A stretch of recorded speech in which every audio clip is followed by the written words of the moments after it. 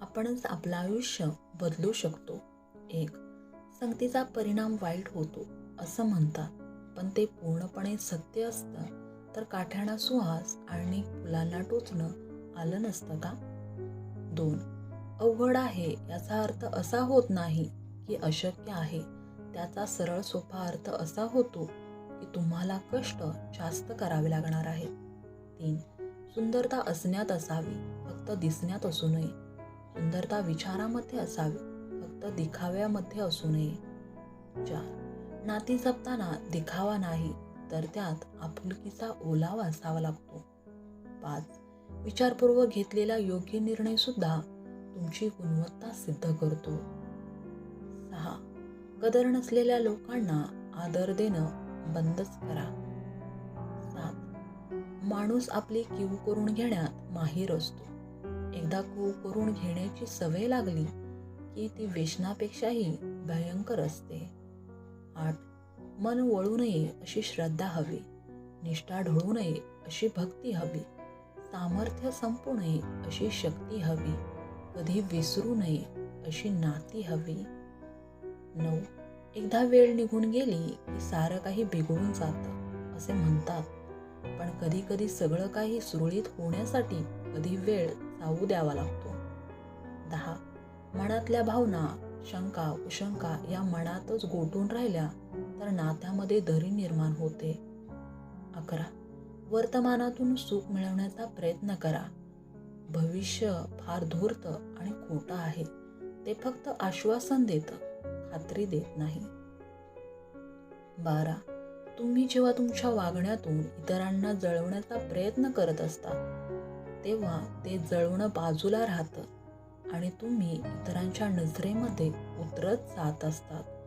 13 जोपर्यंत आपण बाहेर पडत नाही, विविध रंग आणि नटलेले हे जग बघत नाही, तोपर्यंत आपल्याला हे जग खूप छोटं वाटेल आणि आपले विचार देखील आणि आपल्या छोट्या छोट्या विचारामध्ये सुद्धा तणाव असेल. म्हणून बाहेर पडा, मुक्त व्हा.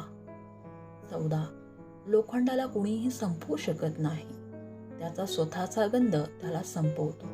त्याचप्रमाणे माणसाचं आहे, माणसाला त्याचा स्वतःचा अहंकार संपवतो.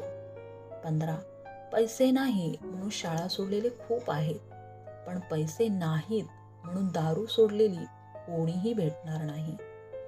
16 आजकाल बऱ्याच गोष्टी बदलल्या आहेत. माणसांची पाकिटे जड झाली आहेत आणि नाती हलकी झाली आहेत.